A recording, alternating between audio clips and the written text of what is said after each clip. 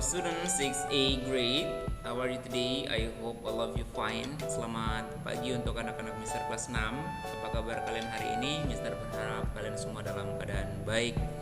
Untuk hari ini kita akan belajar dari tema 6E, muatan SBDP dari subtema 1, 2, dan 3. Masih berkesinambungan dengan tema 6D, membahas tentang reklame.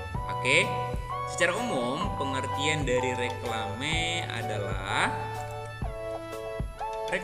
suatu karya seni rupa yang memuat teks dan gambar yang menarik untuk menginformasikan, mengajak, menganjurkan, atau bahkan menawarkan produk berupa barang atau jasa. Jadi itu adalah pengertian dari reklame secara umum. Nah, kemudian reklame itu ada yang termasuk atau ada reklame komersil. Nah, reklame komersil itu apa sih? Nah, ini dia pengertiannya. Pengertian dari reklame komersil adalah reklame yang bertujuan untuk menggerakkan seseorang untuk membeli barang atau menggunakan jasa orang yang membuat reklame tersebut. Jadi reklame komersil ini kesimpulannya adalah suatu reklame, suatu iklan yang tujuannya adalah untuk mempromosikan suatu barang atau jasa. Nah, untuk selanjutnya jenis reklame itu ada reklame non komersil. Apa itu reklame non komersil? Nah, reklame non komersil adalah reklame yang bertujuan untuk menyampaikan suatu informasi kepada masyarakat untuk menggugah masyarakat mengenai sesuatu hal. Nah, di reklame non komersial ini biasanya hanya bersifat untuk menghimbau, untuk mengajak untuk melakukan suatu hal yang ditujukan oleh suatu pemerintahan kepada masyarakat. Seperti itu contohnya. Jadi tujuannya bukan untuk mempromosikan barang atau jasa, kemudian untuk memperjualbelikan. Oke, untuk selanjutnya di sini Mister kasih jenis-jenis reklame komersil dan non komersil. Nah, ada banyak contohnya. Di antaranya yang Mister ambil di sini adalah poster, kemudian ada spanduk, kemudian ada brosur, kemudian selebaran, kemudian baliho, dan pamflet. Sebenarnya masih ada jenis-jenis reklame yang bisa digunakan seperti mobile billboard, dan masih ada contoh lainnya. Nah, untuk selanjutnya kita akan membahas langkah-langkah untuk membuat poster. Karena dalam pembelajaran ini kalian harus menghasilkan satu produk dan Mister minta kalian untuk membuat poster. Nah, langkah-langkah untuk membuat poster diantaranya adalah merancang dan merencanakan poster. Maksudnya apa sih merancang dan merancang poster? Nah, di tahap itu kita menentukan sasaran dan tujuan membuat poster. Kemudian informasi apa yang akan kita muat dan di mana tempat kita untuk memasang poster yang akan kita buat. Nah, itu adalah tahap pertama yang harus kita lakukan dalam membuat poster. Kemudian yang kedua adalah membuat sketsa. Nah, membuat sketsa itu di tahapan sana kita menentukan ukuran kertas, bentuk poster, apakah dia landscape atau portrait, kemudian jenis huruf, ukuran huruf, kemudian gambar sketsa pada poster. Nah, kemudian yang tidak kalah penting adalah keterkaitan antara gambar dan tulisan. Jadi keterkaitan antara gambar dan tulisan ini maksudnya adalah misalnya kamu mengiklankan buah-buahan, tetapi gambarnya di situ adalah gambar sampo, itu tidak nyambung jadinya. Nah, itu contohnya untuk tahap yang kedua. Nah, tahap yang ketiga, langkah-langkah membuat poster adalah di sini kita baru bisa mulai membuat poster sesuai dengan rancangan dan sketsa. Nah, di tahap ini kita itu menentukan warna apa yang kita gunakan dalam poster, apa warna dasarnya, kemudian alat dan bahan yang kita gunakan itu apa. Di sini bisa menggunakan pensil warna, bisa menggunakan krayon atau spidol dengan rapi. Dan kemudian jika ada yang kalian temukan untuk alat tulis yang bisa digunakan untuk membuat poster, silakan anak-anak nanti bereksperimen sendiri. Oke? Untuk selanjutnya di sini Mister sedikit membahas tentang embalase. Nah, embalase itu tujuannya adalah supaya kemasan atau produk itu menarik.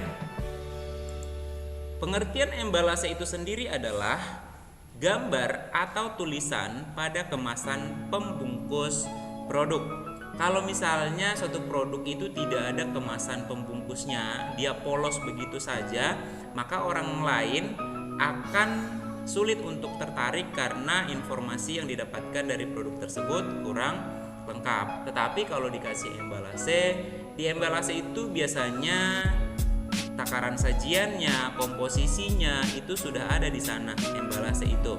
Nah, next, Mister di sini ada kasih contoh embalase dari 3 produk. Yang pertama adalah Pepsodent. Nah, ini kan Pepsodent di situ ada tulisannya, ada pembungkusnya. Kalau misalnya itu gambarnya tidak ada embalasenya, maka dia akan polos. Kalau dia polos, orang-orang akan kurang mengetahui informasi pada produk tersebut. Kemudian contoh yang lainnya di sini Mister kasih gambar energen. Kemudian contoh yang lainnya adalah gambar Tijus. Nah, kalau misalnya di masing-masing produk ini tidak menggunakan embalase atau hanya polos saja, maka orang tidak akan mudah, bahkan tidak bisa membedakan antara bungkus energen dengan Tijus. Selain dari untuk membuat barang ini menarik, juga memudahkan konsumen untuk mengenal benda-benda tersebut. Nah, itu gunanya embalase. Nah, kemudian untuk berikutnya, di sini juga Mister akan menjelaskan sedikit tentang buklet. Ini termasuk juga bagian daripada reklame. Buklet itu adalah buku kecil yang berisi tentang suatu informasi yang berisi penjelasan suatu produk, gambar, dan harga. Jadi buklet ini kayak semacam buku tapi berukuran kecil. Di dalamnya itu berisi informasi atau penjelasan suatu produk atau gambar dan harganya. Nah, kalau misalnya bapak atau ibunya ada yang berbisnis, misalnya menjual barang dan produk, kemudian ada bukunya dan berukuran kecil, itu disebut dengan buklet.